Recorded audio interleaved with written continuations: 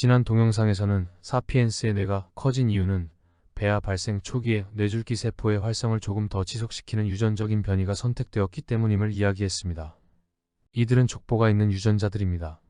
그런데 족보 없이 사피엔스에 이르러 갑자기 툭 튀어나온 유전자, 소위 드노보 합성 유전자가 있습니다. 우리는 이들을 갑툭튀 유전자라 부를 겁니다. 이어서 보다 근본적인 것으로 뇌가 성장할 수 있는 공간의 기틀을 마련한 유전자도 소개할 것입니다. 이번 진화 12번째 동영상은 뇌가 왜 커졌는가의 제2편입니다. 사피엔스에 이르러 뇌를 크게 했던 ARHGAP11B와 노치2ENL 유전자는 뇌줄기 세포에 영향을 주어 신경세포의 수를 늘리는 데 기여했습니다. 이 유전자들은 족보를 가지고 있습니다. 기존 유전자의 중복과 이어진 돌연변이로 새로운 활성을 획득한 것이죠. 사실 진핵세포 대부분의 유전자는 진화 족보를 가지고 있습니다. 그런데 가끔 족보 없이 갑자기 튀어나오는 갑툭튀 유전자가 있습니다. 최근 이들이 인간 특이적인 뇌의 크기 확장과 발달에 기여하고 있음이 드러나고 있습니다. 엄밀한 의미의 갑툭튀 유전자는 존재할 수 없습니다. 유전자는 전사될 수 있도록 하는 기본 구조, 즉 전사 개시 영역, 스플라이싱 모티프, 그리고 전사 종결 영역을 가지고 있어야 하며 그 전사물이 라이보솜에 의해 번역되어 일정 길이와 3차 구조를 가진 펩타이드로 만들어질 수 있어야 하며 최종적으로 어떤 기능을 가져야 합니다. 이러한 조건을 통과하여 무작위적인 DNA 염기 서열이 기능 유전자로 진화하기는 거의 불가능합니다. 따라서 갑툭튀 유전자를 좁게 정의할 필요가 있습니다. 좁은 의미의 갑툭튀 유전자는 다른 종에는 없는 진화 계통상 족보가 없는 단백질을 암호화하는 유전자입니다. 이들은 단백질 데이터베이스를 뒤져서 쉽게 찾을 수 있어 보이지만 아미노산 서열만으로 갑툭튀임을 알아내기가 쉽지 않습니다. 그래서 범위를 넓혀 사람에 이르러야 전사가 되는 유전자로부터 갑툭튀를 찾습니다. 문제는 전사가 된 후에 단백질로 번역되는지를 알아내야 한다는 점입니다. 사실 여기 그림에서 볼 수 있는 바와 같이 인간 유전체에는 유전자로 정해되지 않은 다양한 영역에서 전사물이 만들어집니다. 이들을 긴 비암호화 LNC RNA라 부릅니다. 이들 중 사피엔스에 이르러야 단백질을 만드는 LNC RNA 유전자가 바로 인간 고유의 갑툭튀 유전자입니다. RNA-seq 기술과 라이보솜 프로파일링 기술은 인체 조직별로 만들어지는 RNA를 동정하고 이들이 단백질로 번역되는지를 알 수 있게 합니다. RNA 염기 서열로부터 유전자를 지정할 수 있으며 그 유전자가 원숭이나 유인원에서는 아니고 사피엔스에서만 진화적으로 고정되어 기능을 가진 유전자로 탈바꿈되어 있는지를 알 수 있습니다. 중국 베이징 대학 연구 그룹이 이 분야, 특히 인간 고유의 뇌기능 향상에 기여하는 갑툭튀 유전자의 동정과 기능 규명의 선두를 달리고 있습니다. 여기 베이징 대학 연구 그룹이 최근 발표한 인간 뇌발달에 관여하는 갑툭튀 유전자 논문입니다. 이들의 연구에서 특히 주목할 만한 부분은 실제로 인간에 이르러 뇌를 크게 한 LNC RNA 유전자를 찾은 것 이외에 지금까지 미스터리로 남아있던 갑툭튀 유전자가 태어나는 과정을 규명했다는 점입니다. 한번 살펴보죠. 베이징 대학의 연구팀은 수년간 60여 종의 사피엔스 특이적인 갑툭튀 유전자를 동정해왔으며 그 중 하나를 선택해 어떻게 LNC RNA 유전자가 기능 유전자의 지위를 확보하는지에 대한 메커니즘을 규명하였습니다. 원숭이에 존재하는 원형 LNC RNA 유전자는 의미가 없는 무정형의 ORF를 가지고 있습니다. 그냥 자리만 차지할 뿐입니다. 사피엔스에 이르는 과정에서 그 RNA 유전자는 전사 능력을 가지게 되고 이어서 안정된 단백질을 형성하는 ORF를 획득합니다. 최종 사피엔스에 이르러 핵 바깥으로 나갈 수 있는 변이가 가해집니다. 이어서 ORF는 심피질의 크기를 증가시키는 활성을 가지게 됩니다. 이들 연구팀은 이 유전자를 비롯하여 또 다른 갑툭튀 유전자 SPO535를 발견하였으며 형질 전환 생쥐를 이용해 SPO535는 생쥐의 뇌를 크게 하고 인지 능력을 향상시킴을 보여줍니다.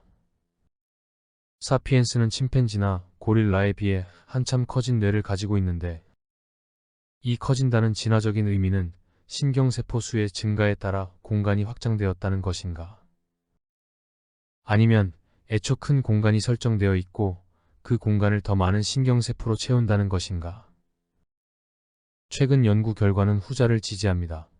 사피엔스는 유인원에 비해 뇌발달 과정에서 큰 공간을 차지하게끔 되어 있다는 겁니다. 그리고 그 공간은 훨씬 많은 수의 신경세포로 채워진다는 거죠. 영국 캠브리지 대학 MRC 연구소의 랭커스터 박사 연구팀은 배아 발달 초기 뇌줄기 세포의 모양 변화가 인간의 전두엽 확장을 견인했다고 2021년 셀에 발표합니다. 무슨 말인가? 논문 내용을 이해하려면 배아 발달 초기 뇌줄기 세포의 분화 과정을 알아야 합니다. 여기 신경상피세포는 최상위 뇌줄기 세포로 대칭 분열을 통하여 줄기세포 능을 유지합니다. 시간이 경과하면 비대칭 분열을 하게 됩니다. 이때 신경전구세포가 만들어집니다. 전구세포에는 우리가 잘 알고 있는 레디얼 글리알, RG 세포가 있습니다. RG 전구세포는 여전히 줄기세포 능력을 보유하고 있지만 비대칭 분열이 일어나 두 딸 세포 중 하나는 줄기세포 성능을 잃어버린 신경세포나 비신경악유세포, 즉 글리얼셀로 됩니다. 이 그림은 초기 줄기세포로만 이루어진 얇았던 신경상피세포층이 분화함에 따라 복잡한 세포 구성을 가지면서 두꺼워짐을 보여주고 있습니다. 신경상피세포층의 넓이가 뇌용량을 결정합니다. N이 신경상피세포는 전이 단계 TNE를 거쳐 RG 전구세포로 됩니다. 이 과정에서 에피컬 사이드가 쪼여들어 좁아집니다. 이를 에피컬 컨스트릭션이라 하며 그 결과 N이 세포층이 굽어집니다. 중요한 부분은 N이 세포층이 굽어지면서 만들어지는 공간의 크기는 N이 세포층의 넓이에 의해 결정된다는 점입니다. 만약 N이 줄기세포의 분열이 한 번 더 일어난 후에 굽어지기 시작하면 결과로 형성되는 공간은 한참 커집니다. 논문이 이야기하는 것은 바로 에피컬 컨스트릭션에 따른 N이 줄기세포 모양 변화가 늦춰지면 그만큼 뇌용량이 커진다는 겁니다. 자, 이제 논문 내용으로 들어갑니다. 사람 배아의 뇌발달 과정을 보면 신경계 분화 이전의 시간을 끌면서 줄기세포의 수를 증가시킵니다. 유인원 고릴라는 줄기세포 폭제 기간을 짧게 갖고 바로 신경계 분화 과정을 밟습니다.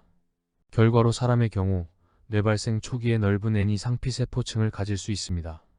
그리고 사람은 물리적으로 넓은 뇌공간을 확보한 후에 신경세포로 공간을 채우기 때문에 심피질층은 전체적으로 고른 두께를 가집니다. 고릴라는 충분한 공간 확보 없이 신경세포 분화가 시작되기 때문에 심피질 두께는 전체적으로 고르지 않습니다. 질문이 생깁니다. 무엇이 신경계 분화 이전에 줄기세포 폭제가 좀 더 지속되도록 시간을 벌어주는가? 뇌줄기세포의 전이를 촉진하는 GEB2의 작동 타이밍을 늦추는 조그만 변이가 그렇게 합니다. 연구자들은 RNA-seq 기술로 사람과 유인원 뇌조직 오가노이드에서 발현 차이를 보이는 유전자 다수를 찾아냈습니다. 그 중 하나가 상피세포와 중간엽 세포 전이 과정을 조절하는 GEB2였습니다. 유인원 뇌에서는 GEB2는 에피컬 컨스트릭션을 유도해 줄기세포의 모양을 바꿉니다.